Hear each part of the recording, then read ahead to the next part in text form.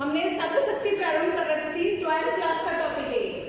तो शब्द शक्ति का प्रथम वीडियो में मैंने शब्द शक्ति का इंट्रोडक्शन दिया, फिर उसके भेद बताए। अभिधा शब्द शक्ति का मैंने पूरा बता दिया। शब्द शक्ति थोड़ा सा मैं बता देती हूँ एक बार और।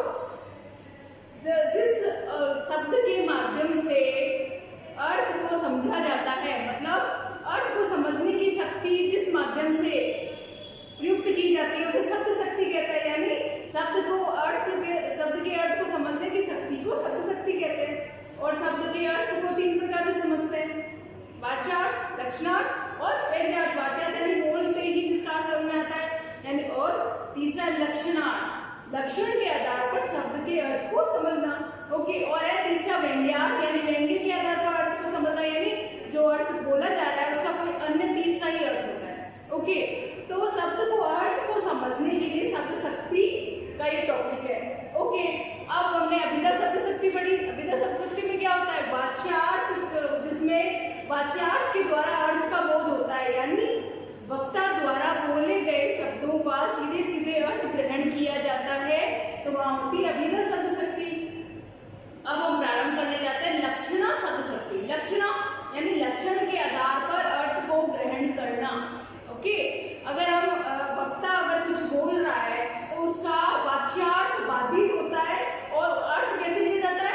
लक्षण के आधार पर अर्थ ग्रहण किया जाता है, वो होता है लक्षणा शब्द शक्ति। ओके। तो थोड़ा सा अपन पढ़ लेते हैं इसी के बारे में। लक्षणा शब्द शक्ति, जब शब्द के वाच्यार्थ अर्थात मुख्यार्थ यानी मुख्य अर्थ का अतिक्रमण यानी वाच्यार्थ का बाधित होना, यानी वाच्यार्थ जो बोला जा रहा है उसका वो अर्थ नहीं होता, लक्षणों के आधार पर किसी दूसरे को अर्थ ग्रहण किया जाता है, तब उसे लक्षणार्थ कहते हैं। पहले मैंने लक्षणार्थ बताया, लक्षण प्लस अर्थ, यानी लक्षण के आधार पर अर्थ ग्रहण करना। जो वक्ता बोल रहा है वो उसका अर्थ नहीं होता, उसमें जो लक्षण दिखाए जा रहे हैं उसके आधार पर शब्दों का अर्थ ग्रहण करना होता है लक्षणार्थ। और लक्षण शब्द शक्ति में क्या होता है? लक्षणार्थ का बोध कराने वाली शक्ति को लक्षणा शब्द शक्ति कहते हैं। यानी लक्षण के आधार पर जिसका अर्थ ग्रहण किया जाता है वो होता है शब्द लक्षणा शब्द शक्ति। ओके। जब वक्ता यानी बोलने वाला अपने वाक्य में मुख्यार्थ से हटकर यानी मुख्य अर्थ से हटकर कुछ अन्य अर्थ भरने की कोशिश करता है तो लक्षणों के आधार पर अर्थ ग्रहण किया जाता है, तो वहां होती है लक्षण शब्द शक्ति। एक उदाहरण बता देती हूँ, जैसे रमा तो गाय है। इस वाक्य में कहना क्या जा रहा है वक्ता? अगर अभिधा से अपन अर्थ ग्रहण करेंगे तो लक्षण रमा गाय है, यानी वो रमा कोई गाय थोड़ी हो गई, उसके दो सींग थोड़ी हो गए, परंतु लक्षण क्या है? गाय कौन सा पशु है? सबसे सीधा पशु माना जाता है, गाय एकदम सीधी होती है, इसलिए रमा के बारे में बोला गया कि रमा गाय की तरह सीधी है, यानी अपन लक्षण ग्रहण किया, यानी लक्षण के आधार पर अपन ने अर्थ ग्रहण किया, रमा तो गाय है, यानी इसका मतलब वो गाय की तरह सीधी है, तो सीधा सीधा अर्थ है कि लक्षण के आधार पर अपन ने ग्रहण किया, तो यहाँ पे हो गई लक्षणा शब्द शक्ति। अब लक्षणा शब्द शक्ति के भी दो भेद हैं, ठीक है, तो उसको अपन अच्छे से पढ़ेंगे। लक्षण रूढ़ा लक्षणा और प्रयोजनवती लक्षणा। पहला है रूढ़ा लक्षणा। काव्य शास्त्र के आधार पर आचार्यों ने लक्षणा शब्द शक्ति के दो भेद माने। पहला रूढ़ा लक्षणा और प्रयोजनवती लक्षणा। रूढ़ा क्या होती है? रूढ़ यानी परंपरा, यानी जो आगे हमने संस्कारों में सीखा है, कोई वाक्य हमने मुहावरों के द्वारा हम वाक्य को कहना चाह रहे हैं, यानी किसी शब्द का रूढ़ हो जाना, यानी प्रकृति के अनुसार उस शब्द को परंपरा के अनुसार उसका अर्थ ग्रहण करना, उसे कहते हैं रूढ़ा। ठीक है। जैसे रूढ़ा लक्षणा, जब किसी काव्य रूढ़ी यानी परंपरा को आधार बनाकर लक्षणा शक्ति का प्रयोग किया जाता है, रूढ़ा लक्षणा मानी जाती है। मतलब परंपरा के अनुसार हम जो अब तक पढ़ते आए हैं उसके अनुसार एक कोई भी उक्ति है, कोई भी पंक्ति है, शब्द है, वो परंपरा बन जाती है, वो उस परिस्थिति के लिए वो प्रयोग में ली जाती है। तो इसके द्वारा ये उदाहरण के द्वारा और ज्यादा अच्छे से समझेंगे। जैसे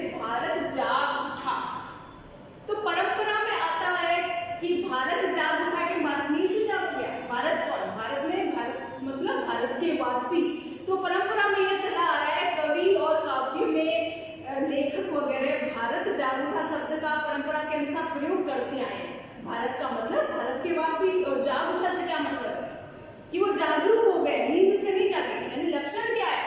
लक्षण ये है गूढ़ा लक्षणा के अंतर्गत परंपरा में जो कवि शब्द प्रयुक्त में हो रहे हैं वही शब्दों का अर्थ का ग्रहण करना लक्षण के आधार पर। ठीक है, तो भारत जाग उठा के अनुसार कवि कहना चाहता है भारत में नई जागृति आ गई, यानी नई सोच आ गई है भारत में। अब पुरानी पीढ़ियों को त्याग कर भारत में अब नई सुबह हो चुकी है और भारत जाग उठा है, यानी अब देश के लिए देश में जागृति आ गई। जाग उठने का मतलब ये है।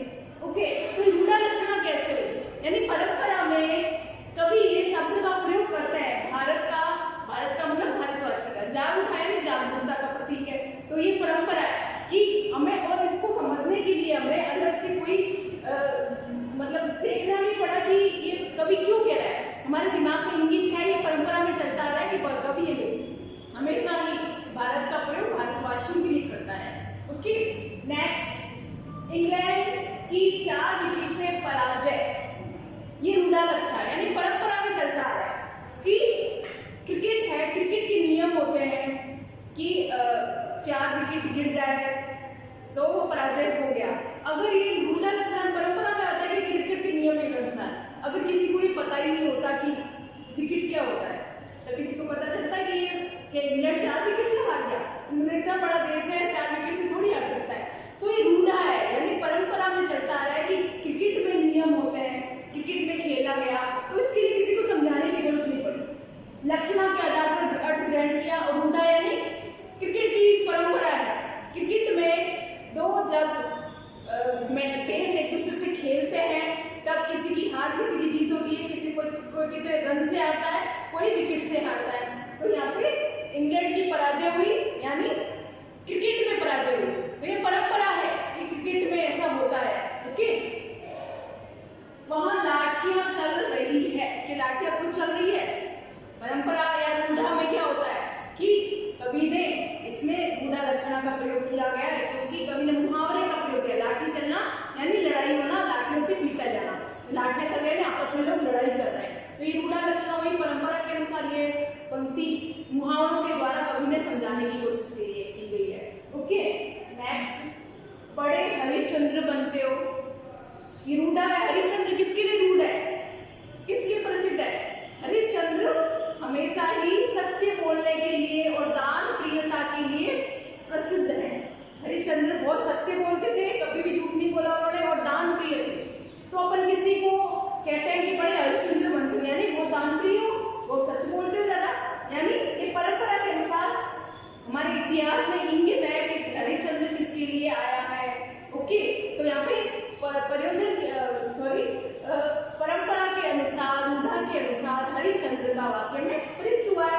तो अर्थ हमने लक्षणा के आधार पर लिया, इसलिए गूढ़ा शब्द शक्ति। ओके, कश्मीर रक्त में डूबा हुआ है, ये भी मुहावरा है। तो रक्त में डूबा हुआ का क्या मतलब? कश्मीर में हमेशा आतंकवादी हमले होते रहते हैं, ठीक है, तो डूबा हुआ है तो मतलब हमें सब खून खराबा होता रहता है कि सच में तो खून में तो डूबा हुआ है। इसका मतलब गूढ़ा परंपरा में ये शब्द हमेशा प्रयोग में आता है।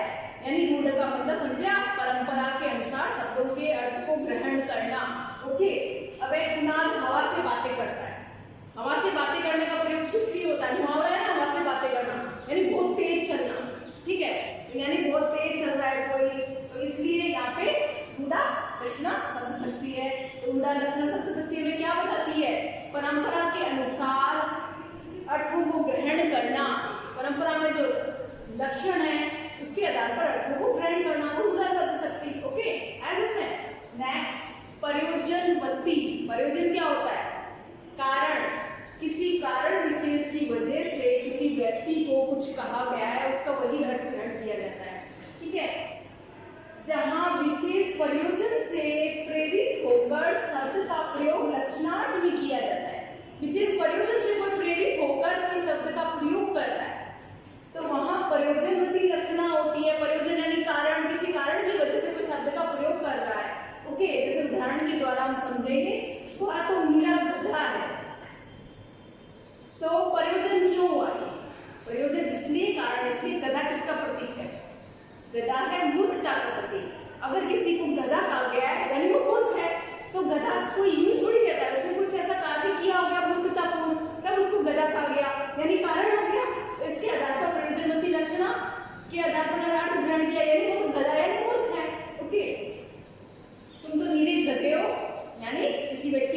कहा जा रहा है किसी कारणवश, ठीक है। ओके, आओ मेरे शेर, किसी को बोला जाता है शेर। शेर किसका प्रतीक होता है? शक्तिशाली का, ठीक है, ताकतवर का, और लीडर होके लड़ने का। अगर हम किसी को कोई जीत कर आया है, कोई बहुत शक्तिशाली कार्य करके आया है, हिम्मत वाला कार्य करके आया है, तो हम बोलते हैं आ मेरे शेर। शेर यानी हिम्मत का प्रतीक। तो सच में शेर थोड़ी हो गया वो, ठीक है। तो इसके आधार पर प्रयोजन है। प्रयोजन क्या है? प्रयोजन यह है कि व्यक्ति ने कोई ताकतवर या हिम्मत वाला काम किया है, इसलिए शेर बोला गया। इसलिए प्रयोजन किसी कारणवश किसी व्यक्ति को लक्षण के आधार पर अर्थ ग्रहण करना। ओके, उसका मन पत्थर का बना हुआ है। मन पत्थर का मतलब है कि कठोर होना। पत्थर किसका प्रतीक है? कठोर। तो यहाँ पे क्यों बोला गया ये? मतलब किसी व्यक्ति ने ऐसा कार्य किया है कठोरता पूर्वक जिससे मन विचलित नहीं हुआ उसका, यानी कोई व्यक्ति मन पत्थर की तरह कठोर है, पिघलता नहीं है, यानी कोई कारण की वजह से हमें बोला गया, प्रयोजन की वजह से ये लक्षणा शब्द शक्ति यहाँ पे आ रही। हम तो गंगावासी हैं। गंगावासी का क्या मतलब है? तो गंगा में थोड़ी रहता है, यानी गंगा के किनारे रहने वाले। तो प्रयोजन है, प्रयोजन क्या है कि हम गंगा के किनारे रहने वाले हैं। ओके, ये ताजमहल कब तक पूरा होगा? अपन कोई कार्य करना प्रारंभ कर देते हैं या कोई किसी का मकान बन रहा है, वो टाइम से बन रहा है, तो कहते हैं अरे ये ताजमहल बना रहे हो क्या? ताजमहल का मतलब क्या है? ताजमहल बनने में बहुत टाइम लगा था, बहुत सालों लगे थे, तो तब इसका ताजमहल का प्रयोग प्रयोजन के कारण हुआ है कि कोई किसी कार्य में अगर समय लग रहा है तो कह रहे हैं कि अरे ताजमहल बना देते हैं। ओके, ये यमुना के पुत्रों का नगर है। ओके, दिल्ली के लिए आया है, यानी यमुना नदी। यमुना के कुछ पुत्र होते हैं क्या? यमुना नदी है, तो यमुना पुत्रों का मतलब यमुना के किनारे रहने वाले लोग, यमुना नदी, यमुना नगर में पैदा होने वाले लोग। ओके, तो इस आधार पर हमारा ये प्रयोजन गति लक्षणा पूर्ण हुई। रूढ़ा लक्षणा यानी रूढ़ा के आधार पर लक्षणा का प्रयोग होना, वहाँ पे रूढ़ा।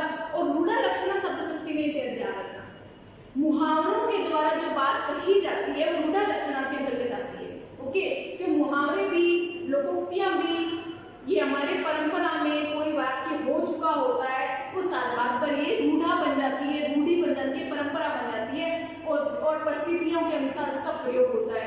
इसलिए रूढ़ा लक्षणा मुहावरे जहाँ होते हैं और रूढ़ा लक्षण शक्ति का प्रयोग होता है। वैसे ही प्रयोजन यानी कोई किसी कारण की वजह से बोला जाता है, यानी एक कारण की वजह से शब्द शक्ति का अर्थ ग्रहण किया जाता है। जैसे आओ मेरे शेर, वह तो गधा है। खाकी वर्दी बहुत ताकतवर होती है। खाकी वर्दी का क्या मतलब? परंपरा के अनुसार बोला गया कि खाकी पुलिस के लिए आता है। ओके, इस आधार पर ये लक्षणा शब्द शक्ति हमारी पूर्ण हुई। लक्षणा शब्द शक्ति यानी लक्षण के आधार पर अर्थों को ग्रहण करना, वहाँ पे लक्षणा शब्द शक्ति होती है।